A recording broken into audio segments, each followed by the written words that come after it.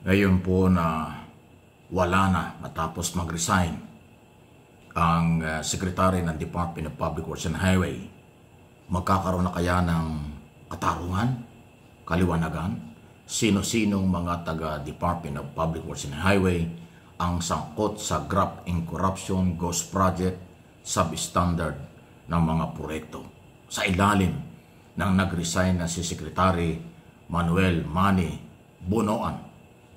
Dapat ngayon po ay maluwag na ang 100% na investigasyon para mula sa opisina ng Secretary hanggang sa mga District Engineer, Project Manager at mga Director, Regional and Provincial Director ay papanagutin dito sa bilyong-bilyong korupsyon sa Department of Public Works and Highway. Ito na siguro ang pagkakataon na mahukay ang lahat ng record, ma-identify ang lahat ng taga-gobyerno, elected, appointed, career na mayroong kinalaman sa graft and corruption. Politiko sa Senado, politiko sa Kongreso at mga local government. Meron ding ibang mga local government unit na mayroong idea at alam sa mga proyekto kung saan ginawa sa kanilang mga lugar.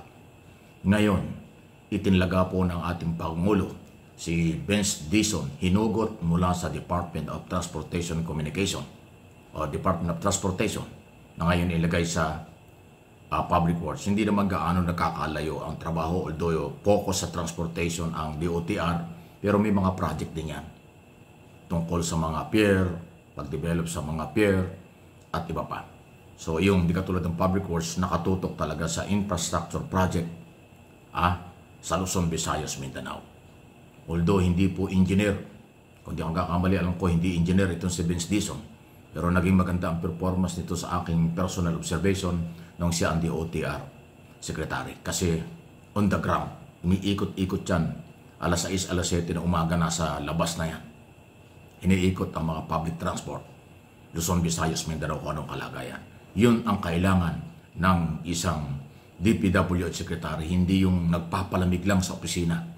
Hindi yung naghihintay lang ng mga report, karamihan pala fake news, fake report. Binubola lang siya ng mga engineer, district engineer na kunwari tapos na yung project, nagawa na, nasimula na, lahat-lahat yung pala wala namang ginagawa.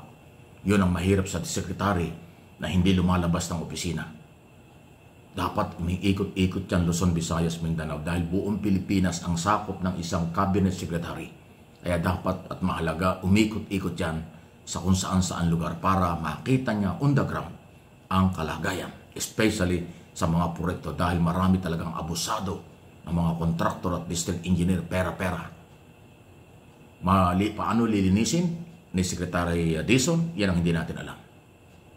Initially, dapat ang gawin total ban sa lahat ng bidding, lahat ng project ng DPWH o lahat ng ahensya ng gobyerno, itong mga identify na kontraktor na posibleng sangkot o may kinalaman sa ghost project.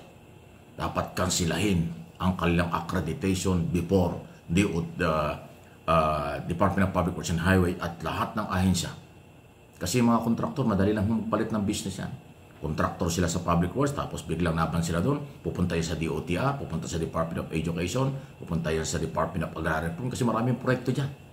Kaya ang kailangan dyan, kansilahin kaagad-agad, forthwith, ang mga lisensya ng mga kontraktor na nagnakaw sa pera ng mamamayang Pilipino.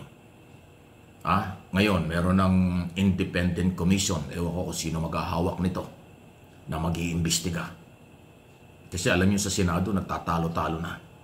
Yung mga senador hindi ho natutuwa sa mga pronouncement at galaw ng Blue Ribbon Committee. Kasi mayari kasi itong si Senador Marcoleta, bagong senador, although matagal sa Kongreso.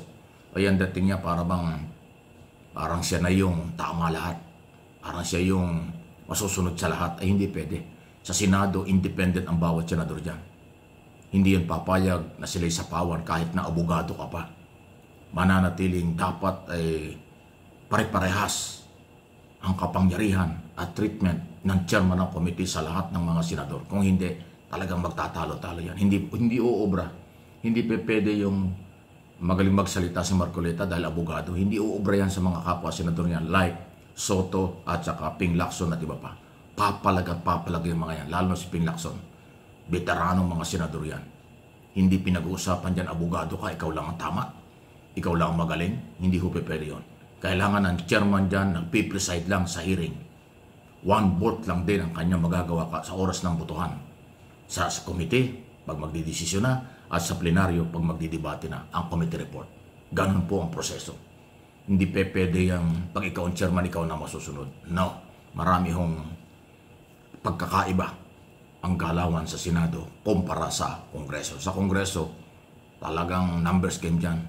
Pag nakakuha ka ng majority dyan, wala ka na magagawa. Ang masusunod dyan yung majority. Sa Senado ganun din, pero bago mangyari yun, maraming ikukonsidera. Kasi 24 lang ang senador at ang kailang kapangyarihan ay pare-parehas. Nationwide na senador sila. Senador sila national, hindi lang first district, hindi lang mga distrito ng ating bansa at ng ating mga kababayan. Yun ang malaking pagkakaiba. Ngayon, marami nagre-react tungkol sa pagkakalagay kay Dizon. Pero para inside story lang po. Wala namang personal issue lang po ito. Ito, alam ba niyo ito si Vince Dizon, Secretary ng Public Works ngayon? Malapit po ito sa mga Cayetano at saka kay Bongo at kay Bato. Itong si Vince Dizon, ang pagkakakilala ko, yan po ay nalapit sa mga Duterte noong kampanya noong 2025-2026 presidential election. Dinala ni Alan. At yan ang isa sa mga nag-organize ng mga rally noon, ng rally ni Duterte. So, hindi naman niya i-deny yan. Talagang pro-Duterte siya noon. Kaya lang ngayon, nasa gobyerno na ni Pangulo Marcos dahil nakita ng Pangulo na mayroon namang kakayanan.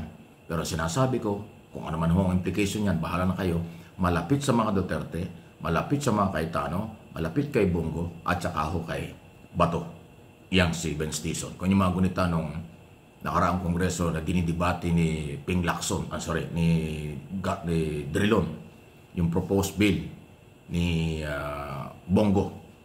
Si Vince Dizon, ang katabi ni Bongo, habang idinidepensa siya nagtuturo kung paano sasagutin ni Bongo ang mga tanong ni Drilon noong mga panahon yun, ng unang term ni Bato o ni Go diyan sa Senado. Isa yan sa pagpapatunay kung bakit nasabi ko na magkaibigan. Kilala ko kasi. Kilala ako niyan, kilala ko din siya. Nalapit lang dahil nung tumakbong Vice President si Alan Cayetano under Duterte, sila ho yung organizer ng mga rally kung saan-saan. Yun. Pero ganun pa man, ngayon ay nasa Marcos administration na, hopefully nandiyan ang kanyang loyalty, 100%, kaya abangan natin. Good luck. Kilala rin ako ni Secretary Dizon, kaibigan ko rin yan. Nakita pa nga kami niyan nung bago siya napunta dyan sa DOTR. Napunta pa sa studio yan at alam mo na, malapit din sa media yan eh. Ganun pa man, aabangan natin at susuportahan natin. Ito ang choice ng ating Pangulo, pinagkakatiwalaan ng Pangulo. Tingnan natin ang kanyang magagawa. Suportahan natin, hindi niya kaya mag-isa. Linisin ang mga korap sa DPWS. Kailangan suportahan ito ng taong bayan.